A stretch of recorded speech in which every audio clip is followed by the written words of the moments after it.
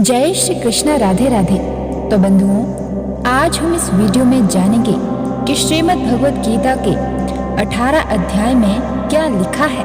हिंदुओं का धर्म ग्रंथ है 4 वेद। वेदों का सार है उपनिषद और उपनिषदों का सार है गीता। गीता सभी ग्रंथों का सार यानी निचोड़ है। इसलिए श्रीमद् भगवत गीता हिंदुओं का सर्वमान्य ग्रंथ है। इसे वेद और उपनिषदों का पॉकेट संस्करण भी कह सकते हैं। महाभारत के 18 अध्यायों में से एक भीष्म पर्व का हिस्सा है भगवत गीता। गीता में भी कुल 18 अध्याय है। 18 अध्यायों की कुल श्लोक संख्या 700 है। आओ जानते हैं कि गीता के 18 अध्याय में क्या लिखा है। इससे पहले अगर आप चैनल पर नए हैं और आपने अभी तक चैनल को सब्सक्राइब नहीं किया है तो आज ही इसे सब्सक्राइब करके बेल आइकन को प्रेस कर दीजिए ताकि हमारी वीडियोस की नोटिफिकेशन आपको मिलती रहे। श्रीमद् भगवत गीता का पहला अध्याय है अर्जुन विषाद योग। इस अध्याय में दोनों सेनाओं के प्रधान शूरवीरों की गणना, अमर्थ्य और शंख ध्वनि का कथन, अर्जुन द्वारा सेना निरीक्षण का प्रसंग और अपने ही बंधु बांधवों को सामने खड़ा देखकर मोह से व्याप्त हुए अर्जुन की कायरता, स्नेह और शोक युक्त वचन है। इसमें अर्जुन कहता है कि यदि मैं अपने ही बंधुओं को मारकर विजय भी प्राप्त कर लेता हूँ तो यह मुझे सुख नहीं पश्चाताप ही देगी। श्रीमद् भगवत गीता का दूसरा अध्याय है सांख्य योग। इसमें श्री कृष्ण कहते हैं कि इस असमय यह बातें करना उचित नहीं, क्योंकि अब तो सामने युद्ध थोप ही दिया गया है।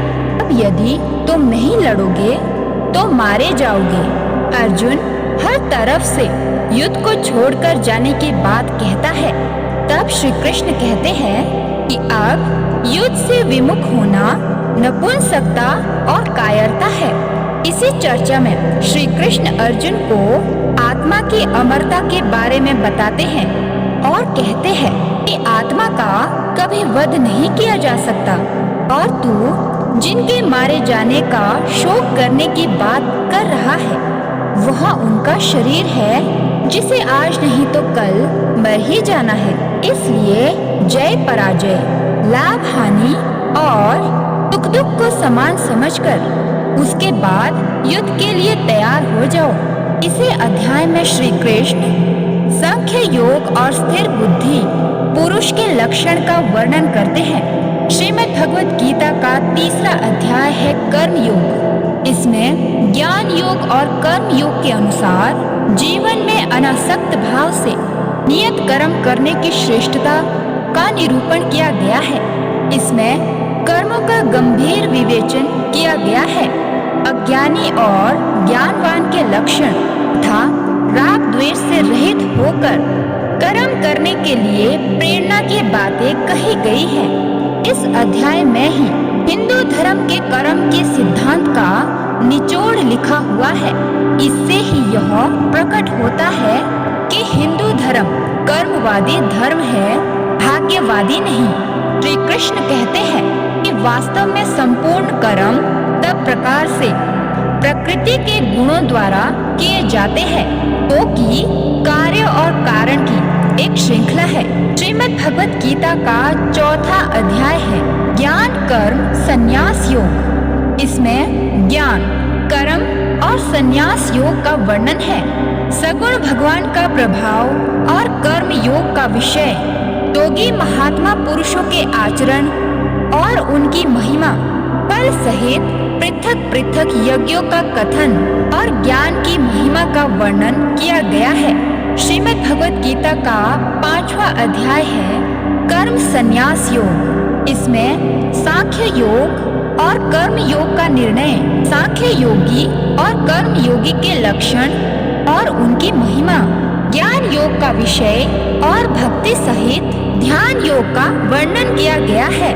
सभी योगों के वर्णन में अध्यात्म, ईश्वर, मोक्ष, आत्मा, धर्म नियम आदि का वर्णन है, किसी भी प्रकार के युद्ध या युद्ध करने का नहीं। श्रीमद् भगवत गीता का 6वां अध्याय है आत्म संयम योग। इसमें कर्म योग का विषय और योगारूढ़ पुरुष के लक्षण, आत्म उद्धार के लिए प्रेरणा और भगवत प्राप्त पुरुष के लक्षण, विस्तार से ध्यान योग का वर्णन, मन के निग्रह का विषय, योग भ्रष्ट पुरुष की गति का विषय और ध्यान योगी की महिमा का वर्णन किया गया है।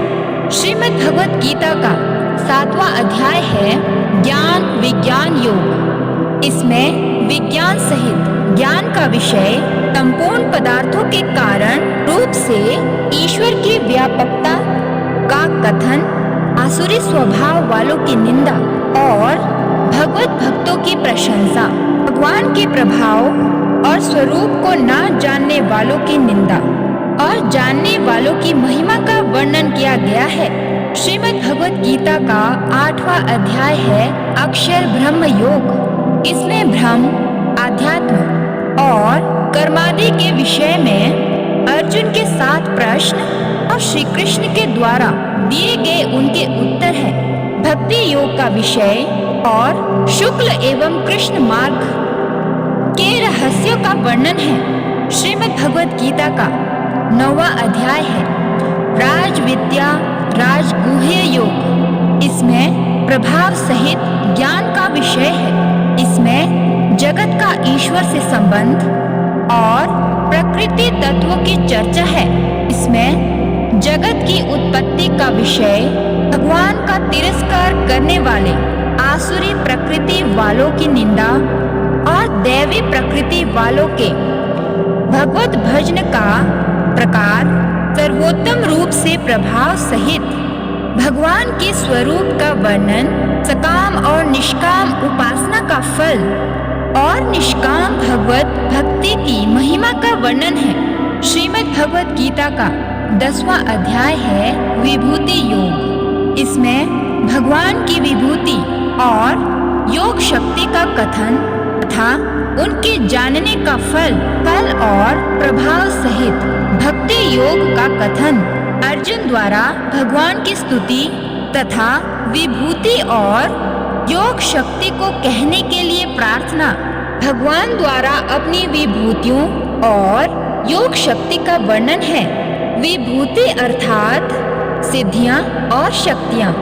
श्रीमद् भगवत गीता का 11वां अध्याय है विश्वरूप दर्शन योग। इसमें विश्वरूप के दर्शन हेतु अर्जुन की प्रार्थना, भगवान द्वारा अपने विश्वरूप का वर्णन, संजय द्वारा धृतराष्ट्र के प्रति विश्वरूप का वर्णन, अर्जुन द्वारा भगवान के विश्वरूप का देखा जाना और उनकी स्तुति करना, भगवान द्वारा अपने प्रभाव का वर्णन और अर्जुन को युद्ध के लिए उत्साहित करना, भयभीत हुए अर्जुन द्वारा भगवान की स्तुति और चतुर्भुज रूप का दर्शन कराने के लिए प्रार्थना, भगवान द्वारा अपने विश्वरूप के दर्शन की महिमा का कथन तथा चतुर्भुज और सौम्य रूप का दिखाया जाना, बिना अनन्य भक्ति के चतुर्भुज रूप के दर्शन की दुर्लभता का और फल सहित अनन्य भक्ति का वर्णन है। श्रीमद् भगवत गीता का 12वां अध्याय है भक्ति योग। इसमें साकार और निराकार के उपासकों की उत्तमता का निर्णय और भगवत प्राप्ति के उपाय का वर्णन है और इसमें भगवत प्राप्त पुरुषों के लक्षण बताए गए हैं। श्रीमद् भगवत गीता का 13वां अध्याय है क्षेत्र क्षेत्रज्ञ विभाग योग। इसमें ज्ञान सहित क्षेत्र क्षेत्रज्ञ के विषय का वर्णन है और ज्ञान सहित प्रकृति पुरुष के विषय का विशद वर्णन किया गया है, अर्थात स्थिति ज्ञान, आत्मा परमात्मा और पंच तत्वों का रहस्यमयी ज्ञान है। श्रीमद् भगवत गीता का 14वां अध्याय है गुण त्रय विभाग योग। इसमें ज्ञान की महिमा और प्रकृति पुरुष से जगत की उत्पत्ति का वर्णन है। सत, रज, तम तीनों गुणों का विषय का विशद विवेचन है। इसके अलावा भगवत प्राप्ति का उपाय और गुणातीत पुरुष के लक्षण बताए गए हैं। श्रीमद् भगवत गीता का 15वां अध्याय है पुरुषोत्तम योग। इसमें संसार को उल्टे वृक्ष की तरह बताकर भगवत प्राप्ति के उपाय बताए गए हैं। इसमें जीवात्मा के विषय का विशद विवेचन और प्रभाव सहित परमेश्वर के स्वरूप का वर्णन किया गया है और इसमें क्षर, अक्षर, पुरुषोत्तम के विषय के भी विशद वर्णन है।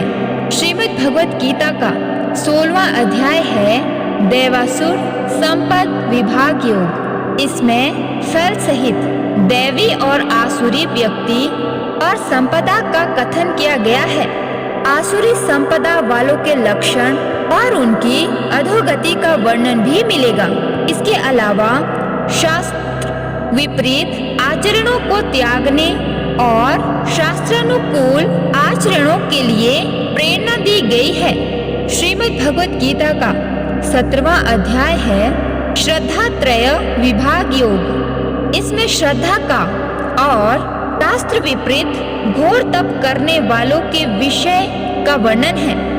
इसमें आहार, यज्ञ, तप और दान के पृथक पृथक भेद बताए गए हैं। इसके अलावा ओम तत्सत के प्रयोग की व्याख्या की गई है। श्रीमद् भगवत गीता का 18वां अध्याय है मोक्ष संन्यास योग। इसमें त्याग का विशद वर्णन, कर्मों के होने में सांख्य सिद्धांत का कथन, तीनों गुणों के अनुसार ज्ञान, कर्म, कर्ता, बुद्धि, धृति और सुख के पृथक पृथक भेद का वर्णन, फल सहित वर्ण धर्म के विषय का वर्णन, ज्ञान निष्ठा का वर्णन, भक्ति सहित कर्मयोग का विवेचन और अंत में श्री गीता जी के महात्म्य का वर्णन है। मिलते हैं अगली वीडियो के साथ, तब तक के लिए राधे राधे।